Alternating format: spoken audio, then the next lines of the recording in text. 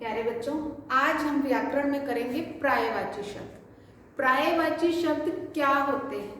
जैसे लगभग समान अर्थ प्रकट करने वाले शब्द पर्यायवाची शब्द कहलाते हैं।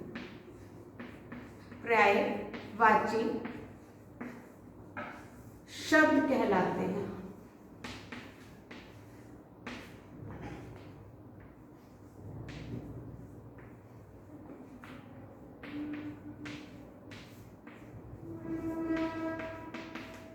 लगभग समान अर्थ प्रकट करने वाले, जो बिल्कुल समान होते हैं, एक दूसरे के जैसे होते हैं, वे अपने आप में पूर्ण नहीं होते, दिखते वो, यानी जो उनके जो अर्थ होते हैं वो सेम होते हैं। अब हमारे पास जैसे दिया हुआ है पेड़, इसको हम वृक्ष भी बोलते हैं, तरु, पादप, यानी समान अर्थ प्रकट कर रहे हैं, सिर्फ अर्थ उसका वही निकलेगा कि इसको हम पेड़ भी बोल सकते हैं, इसका अर्थ भी पेड़ है और इसका अर्थ भी पेड़ है। तरु को भी पेड़ बोलते हैं और पेड़ को भी हम तरु बोल सकते हैं। यानी समान अर्थ प्रकट करने वाले शब्द क्या कहलाते हैं? पर्यायवाची शब्द कहलाते हैं। ये अपने आप में पूर्ण नहीं होते हैं, लेकिन क्या हम अब एक एग्जाम्पल लीजिए, जैसे जल, पानी, नीर, पेड़। अब जल के आगे अगर हम गंगा लगा दे, गंगा जल, हम इसको गंगा नीर नहीं बोल सकते, हम इसको गंगा नीर नहीं बोल सकते। ये सिर्फ जल का अर्थ होता है पानी, यानी समान अर्थ हमें जो दे रहे हैं वो हमारे पर्यायवाची शब्द कहलाते हैं। यानी समान अर्थ प्रकट करने वाले शब्द क्या कहलाते हैं? पर्यायवाची शब्द। हम उसको गंगा जल को गंगा नीर नहीं बोल सकते, ठीक है? तो इसका क्या अर्थ हुआ? जो हमें समान अर्थ दे रहा है वो हमारा क्या कहलाता है? पर्यायवाची शब्द कहलाता है। अब जैसे घर को हम क्या बोलते हैं? भवन, गृह, निकेतन।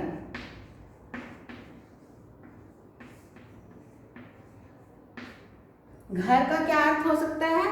भवन, निकेतन और गृह। ऐसे ही पुत्री, कन्या, सुता, बेटी। आकाश, आकाश का क्या होगा? गगन, नभ, अंबर। गगन, नभ,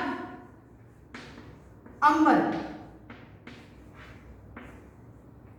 आंख को हम नयन भी बोलते हैं।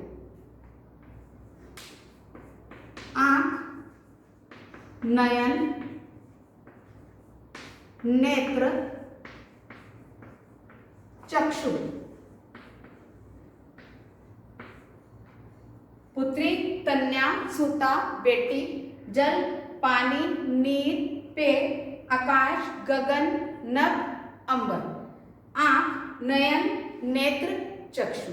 यानी आंख को एक आगे जो शब्द दिया जाएगा उससे समान अर्थ वाले आपने शब्द लिखने हैं, वो हमारे क्या कहलाएंगे?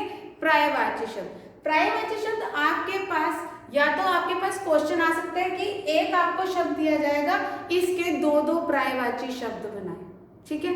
2 से 3 भी बना सकते हैं आप उसके।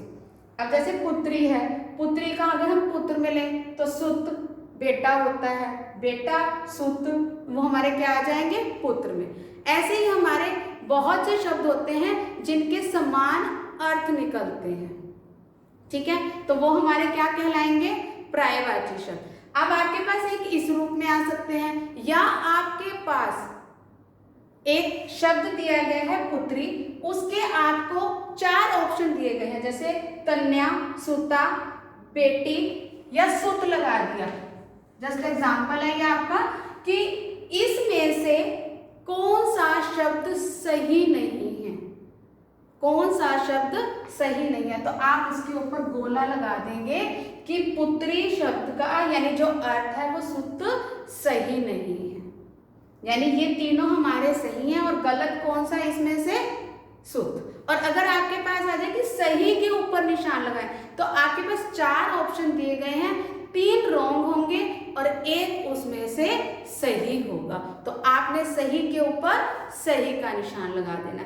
फिलिंग इन द ब्लैंक्स में आ सकता है आपके पास, या आपके पास 2-2 वाक्य 2-2 शब्द बनाइए, या एक शब्द दिया हुआ है उसका आगे वाक्य में प्रयोग कीजिए। यानी जरूरी नहीं है कि आपके पास इसी रूप में आएगा कि इसके 2-2 शब्द लिखिए।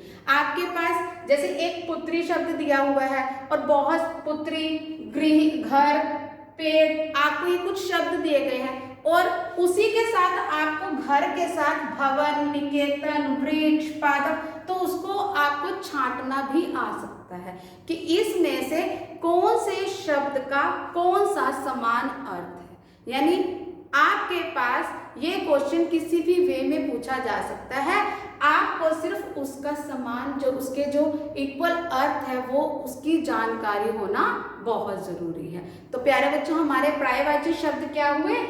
समान अर्थ प्रकट करने वाले शब्द क्या कहलाते हैं? पर्यायवाची शब्द कहलाते हैं।